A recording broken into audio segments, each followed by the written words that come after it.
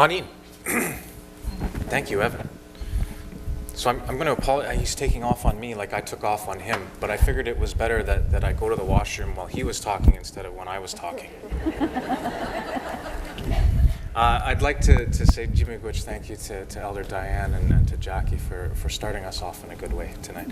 I needed that. I feel like I'm amongst all these health professionals, and here I am, the journalist. What do I know? So I needed that. Thank you very much, and thank you to Dr. McCue for inviting me. It's truly an honor to be here in traditional Mississauga's territory. It feels like home to me. How many people have notebooks here? Notebooks and pen and paper? Just raise your hand. Wow, okay. And then if you don't have a notebook, do you have a phone or something like that you can type words into? Good, okay, we got everyone? Okay, get out your notebooks and get out your phone and your paper. So, I know this, you didn't think this was gonna be like coming to school or anything, but we're gonna start the evening, my part of the evening, with a quiz. Okay, and it's actually not a whole quiz, it's just part of a quiz, but here's a couple questions. Okay, so if you're scribbling them out. In the past, I just want you to fill in the blanks, okay? In the past, there's no right or wrong answers here, and don't think too hard about it, okay? Really, just spit out whatever comes to your head. Okay, in the past, Indigenous people were blank. Now, many are blank. Whatever word pops into your head. I see people squinting. I'll read it out. In the past, Indigenous people were blank. Now, many are blank. 3 characteristics that I think describe Indigenous people are 1, 2, and 3. Sir, you're not writing. You're just thinking about it. You're thinking it in your head. Okay, that's good. And the last question, sometimes I feel blank when assisting a patient or a client of Indigenous descent. Sometimes I feel blank when I'm assisting a patient or a client of Indigenous descent. So I know that you probably didn't think that you were coming here for an evening of skill testing questions. But I want to thank you all for participating. And while you're just finishing off those questions, I'm going to take a selfie of you all because you're so beautiful. So you guys finish off your questions. I'll tweet this out later.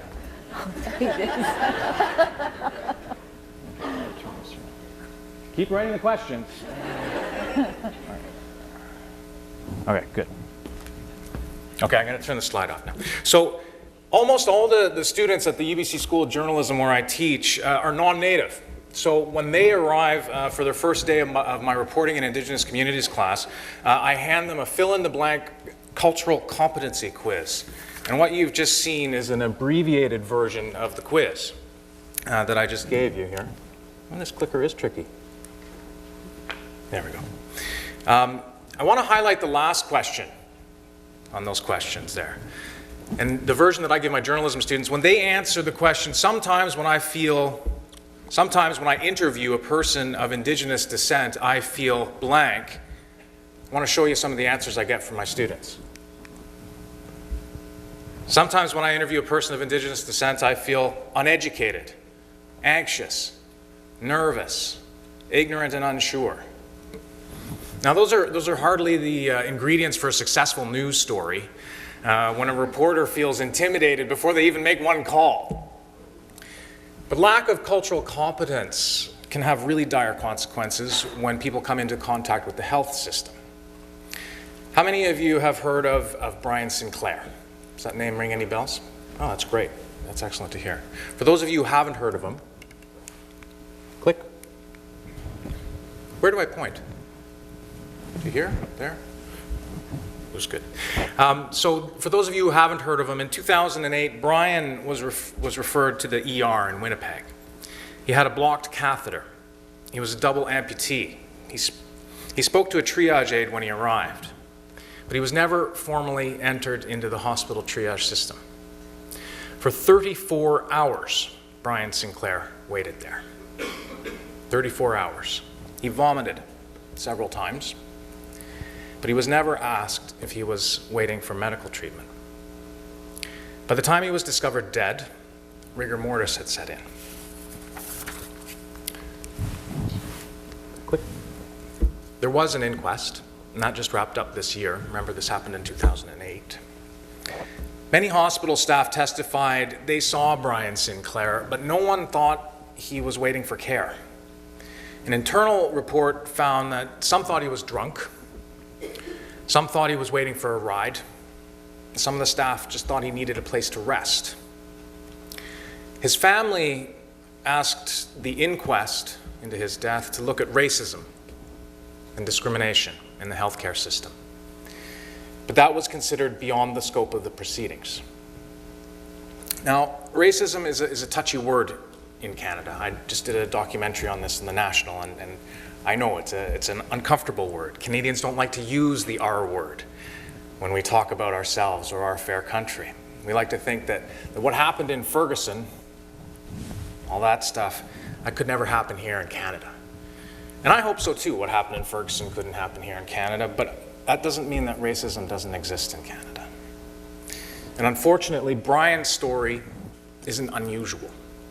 Whether it's in Winnipeg or Toronto or Vancouver or Smithers or Thunder Bay, you'll hear the same complaints, that the First Peoples receive second-class treatment. But let's take that word racism, because I know it's uncomfortable for a lot of people. It's got a lot of baggage. Let's take it out of the equation. It's too uncomfortable. And let's talk about cultural competence instead. Oop, now I'm in trouble. The questions I gave you at the beginning, that pop quiz, they come from something I borrowed from the Indigenous Cultural Competency online training program, and that's delivered by BC's Provincial Health Services Authority. The training gives participants the chance to examine their own biases and prejudices and develop cross-cultural skills. It's specifically targeted for health workers. It serves as a primer on the legacies of 500 years of colonialism. And it's a fantastic course. I've had an opportunity to take it myself. It started in 2010, and now in British Columbia, over 18,000 people have taken it. And I understand it's now being offered in Ontario. And the reason I bring up that course was because I thought of it when the story of JJ hit the news. And I think most people in Canada are aware of this story by now. JJ is an 11-year-old Aboriginal girl who was diagnosed with cancer. And a judge recently ruled a hospital can't force her to resume chemotherapy because her mother has an Aboriginal right to treat the child with traditional medicine. Now, some have hailed it as a victory for Aboriginal rights. I understand why those people are celebrating. In terms of Aboriginal rights jurisprudence, which is my area of background, the key question is traditional medicine integral to the distinctive culture of Aboriginal people?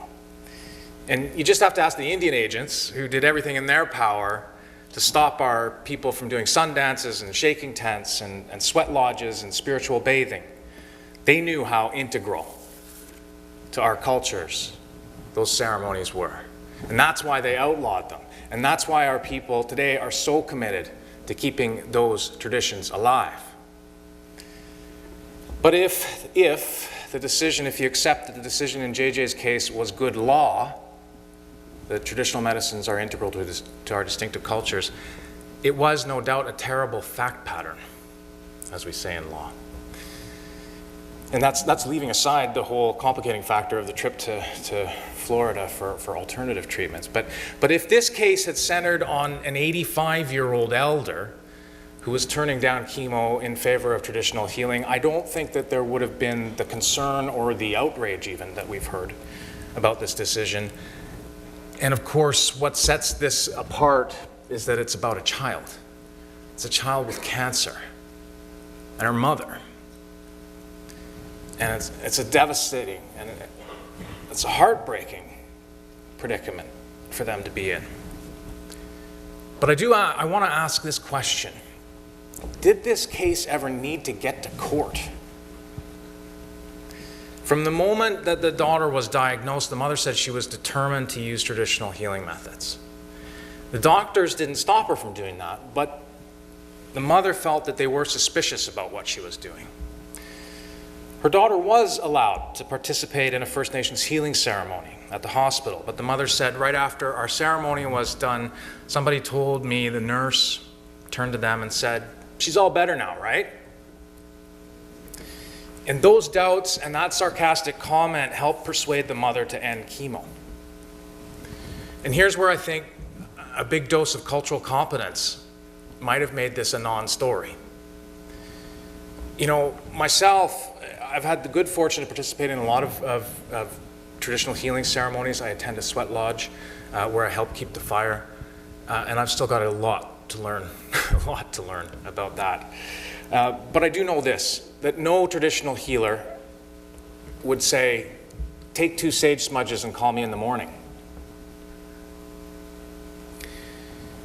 Yes, in the winter of 1535, when Jacques Cartier's crew was dying of scurvy, Chief Donnacona offered a prescription of tree bark and leaves, and it saved the lives of over 100 men. But of course, back in the day, traditional medicines were ineffective when it came to the devastation that was smallpox. So traditional medicines aren't a silver bullet to every ailment that afflicts us. Certain plants and roots and saps have curative properties. We know that. It's amazing. It's absolutely amazing to go out on the land with someone who is a keeper of traditional plant knowledge. What looks to me like a field and a bunch of trees, it turns out it's a Shoppers Drug Mart to the trained eye. But that's the thing about traditional healing. In an Aboriginal context, it's about process. If you want to use traditional medicines, a healer will often ask you to come out and help gather them. And you spend an afternoon in the woods or by the, or the creek by their house, or maybe you hop into his F-150 and you drive for 2 hours into the bush to collect those medicines. You breathe in the fresh air. You spend a lot of time talking to each other. Maybe you sing some songs, maybe some prayer songs, maybe some Shania Twain. The whole thing takes a long time. And anyone who's participated in medicine gathering or sweats or sun dances or spiritual bathing understands that the process of ceremony is time-consuming. And it's about relationships. And during that process, one begins to appreciate that health isn't only about treating physical aches and pains and illnesses, but it's about addressing the mental, and the emotional, and the spiritual as well. And so we're here to talk about truth and reconciliation in health. And so I wanted to show you a short scene from a documentary I did last fall on the Truth and Reconciliation Commission into Indian residential schools. And as you watch, I want you to have a think about the TRC's approach to Aboriginal healing and medicines. So if we could cue that first video. Health Canada has mobilized over 400 workers, from counsellors to traditional healers, some in quiet. I hear murmurs. Health Canada has mobilized over 400 workers, from counsellors to Health Canada has mobilized over 400 workers, from counsellors to traditional healers, some in quiet tents, many patrolling, consoling, sometimes intervening to wipe away pain with ancient medicines. David Wong turns to one of those supports after hearing a gut-wrenching story. He talked about his best friend himself being forced to fight for the amusement of others, having been forced to take a life, throwing that little dog into the water by a man of the cloth. Just can't fathom that from how people can do that, and especially as young children. He's brought to healers who tell him it's okay to cry. My gut feeling. For 3 years now, Marie Wilson has listened. It isn't easy. If it wasn't hard, it would mean I'm tuning out and, kind of going through the motions of listening and not really listening. I try to listen very deeply. To fight sympathy fatigue, she debriefs with a spiritual advisor, an old friend and United Church minister, and trusted psychologists. A couple of times a day, I have to honestly tell you, I could feel my chest getting really tight. Yeah, I was mindful of my body today, and a couple of times in some of the statements, there were things I've never heard before. Yeah. And you think, surely I've heard it all by now, but no. There were things I had never heard before, and some of them were really rattling. I hated my mom for a long time for bringing me there. They brought us down to a dark place. We had to kneel there for from 7 o'clock in the morning till 10 o'clock at night, not being allowed to eat, drink water, or go to the washroom. And I screamed in agony, trying to get rid of that horrible man. Every time I remember that man that took my pants down when I was only 11 years old, go out and get drunk.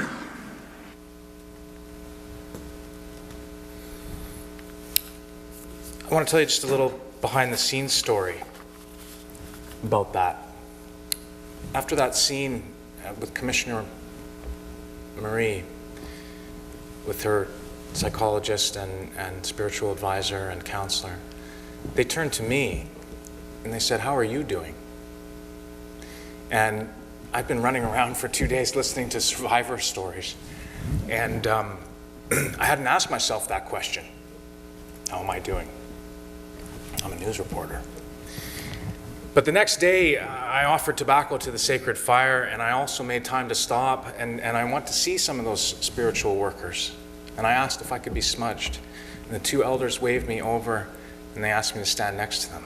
And I stood quietly, and I stretched my arms out, and as sage smoke wafted around me, they brushed me down with an eagle feather. They brushed my hair, and they brushed my head, and they brushed my heart. And suddenly, I really felt the pain of those testimonies that I'd been listening to, the stories of children that had been ripped away from their parents to be raised in a really confusing and abusive world. And my chest started to heave. I can feel it now. And I came close to breaking down in tears. And when they were finished, one of those elders said, "Come here, nephew, come here." And he gave me a big, long hug. And I realized at that moment how sick a person's soul, how sick a nation's soul can become if sorrows and truths are left to fester. And so I'm well aware that mental illness and trauma is vastly different from cancer, and that when my body is broken, as it happens from time to time, I myself go see a doctor. But we shouldn't interpret it as an either-or proposition in my mind. As Indigenous peoples living in a first world country with a universal healthcare system, the majority of our people opt to see doctors of Western medicine, but they should also have every opportunity to supplement their healing with traditional medicines. And I believe medical experts could make no better reconciliatory gesture than to pay attention to how integral traditional healing was to the TRC's process, and how seamlessly Aboriginal medicines can be incorporated into a continuum of healthcare. So I'm going to turn it back over to Evan for part 2.